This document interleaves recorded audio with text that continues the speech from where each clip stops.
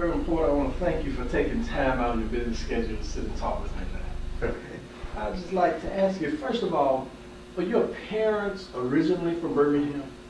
No, they were both from Russell County, Pittsview, Alabama. You've probably never heard it. Pittsview, P-I-T-T-S. Near Phoenix City? Yes, yes. Okay. Pittsview, which was, Phoenix City is now the county seat. Right.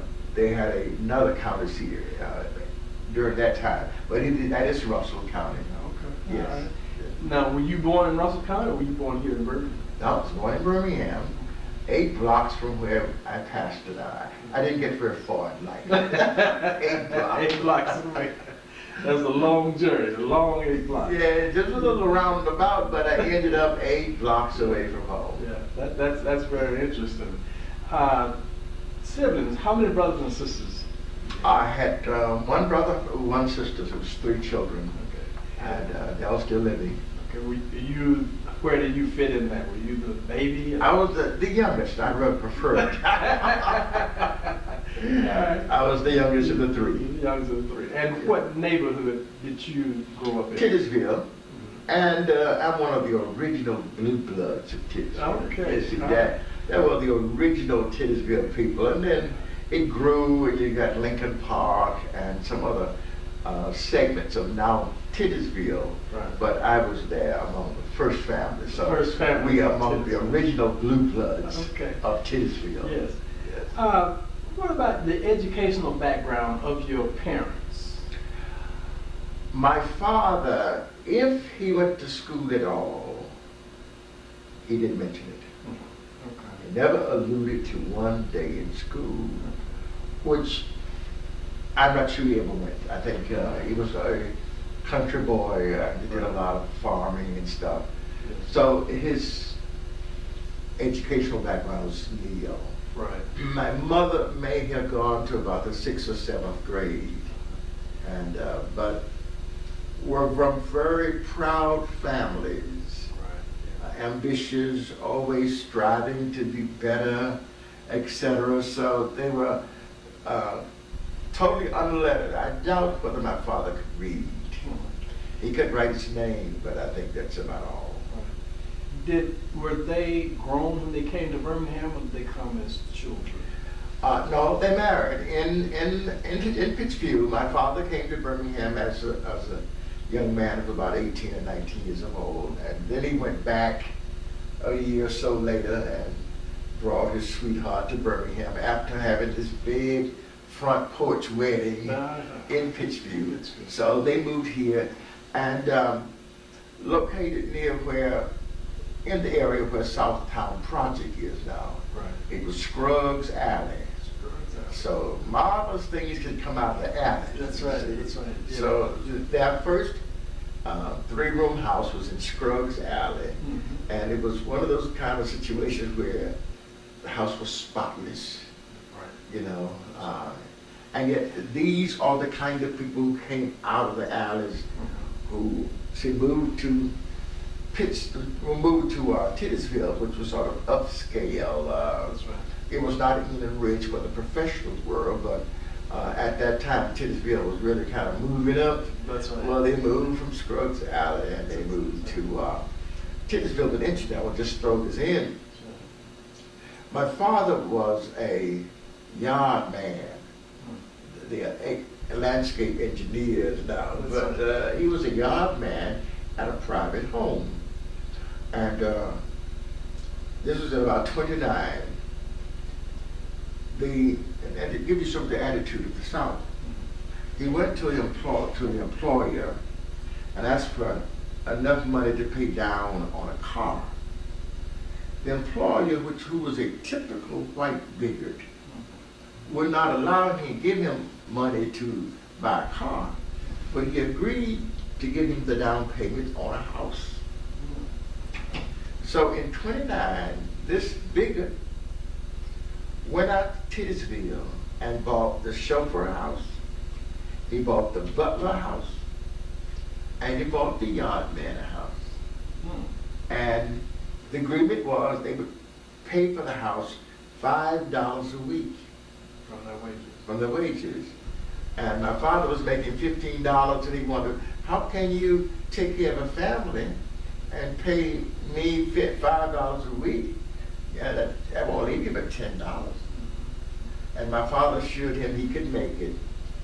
But the guy, gave my father a raise to $20. And so retain that $15 $15 plus income. percent of the house. Now this was the worst kind of bigot. Now, where did he live in Birmingham? The person that he worked for was in Homewood. On top of the mountain. He's one of the richest men in Birmingham. And all the very rich lived on top of the mountain overlooking Birmingham. Now, the very rich have moved further out now. But at that time, the very rich lived on the very top of the mountain. And all of these were domestics. They had 5 and 6 servants per house. You don't hardly find one there now. Right. Or maybe part-time twice a week. Sure. But every day, 5 servants worked in that house. What kind of business was this person involved with? Did you know that? Alabama Power. Alabama He Power. was president of the Alabama Power Company, upon whose board I now work. Oh, now, that is something. Yes. But it was interesting how that kind of relationship, where he was opposed to my father having a car, but interested in a house, which we were very blessed in a sort of indirect way. Right. But I've always appreciated him, even though he was a typical Southerner. That at that point he blessed us in a marvelous way. Yes. Prior to your father coming, did his family own property in Pittsfield? No. Were they? My father was from the They very were farmers. sharecroppers, and because of a leg injury, whatever it caused my grandfather to limp, he could not straighten his leg was bent. So he could not farm because of that leg. So he was a keeper of cows. And the owner had hundreds and hundreds and hundreds of cows.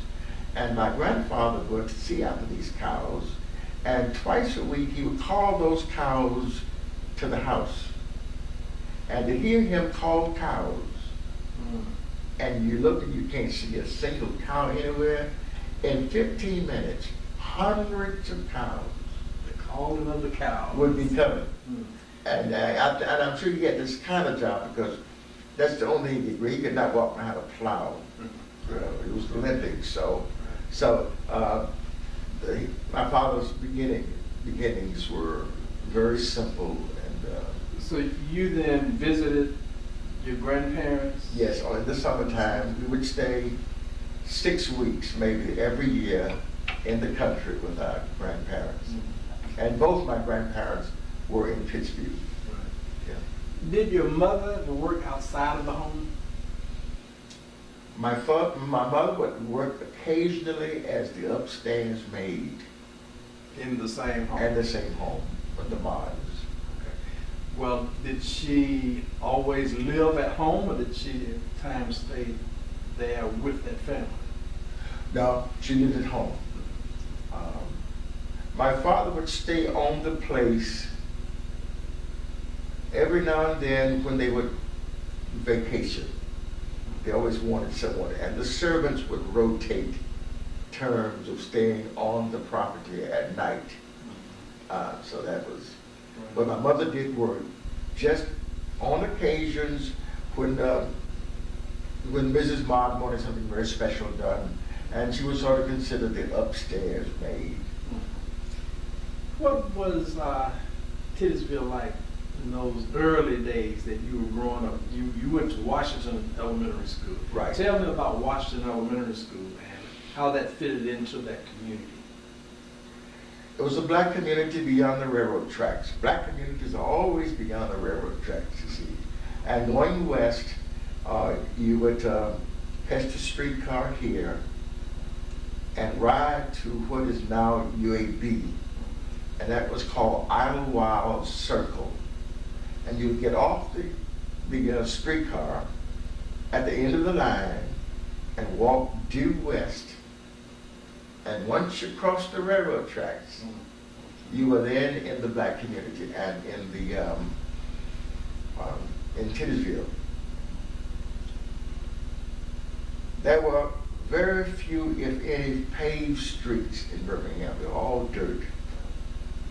And we would sweep like you would sweep a house. There was no grass because we had hogs and chickens and stuff, so there was no grass. And we had to once a week sweep it like you do a house. I didn't live to see all of the streets paved, but as a child, they were not paved. You know, I always thought about that. What did that represent? The sweeping of the streets, the sweeping of the yards. What did that represent in the black family, black community? Well, like in the white community, you would cut the grass, and it looks fresh and clean, orderly. Okay. Well, to get that same effect of orderliness and cleanliness, you would sweep it. And you get the same effect as when you just cut the grass. All the dirt is laying level. So it was cleanliness. And houses were clean inside and outside. What do you remember about your days at Washington Elementary School? They were good days. All of my growing up days were happy days. I think I'm a very happy adult because my childhood days were very, very comfortable and it was very good.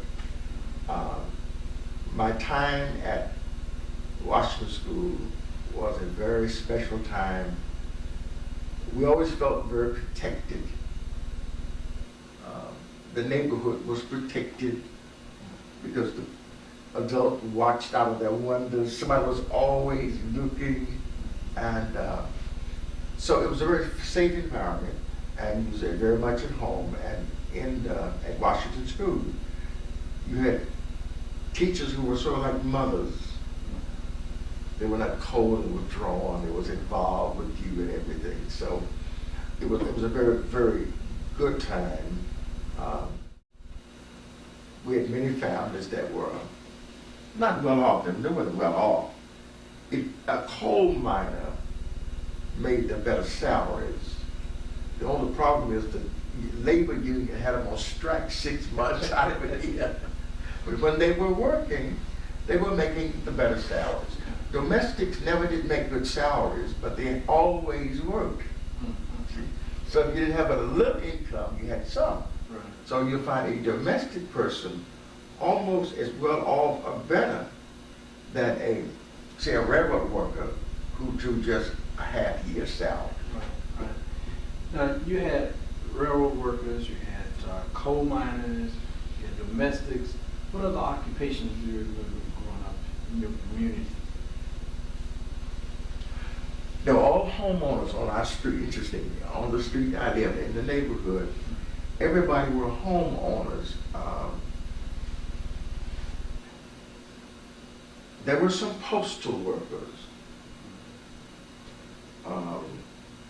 And I'm sure common laborers, but we were fortunate in the neighborhood to have the postal workers, the coal miners, all the railroad people, and domestics from the big homes. See, that was a class there.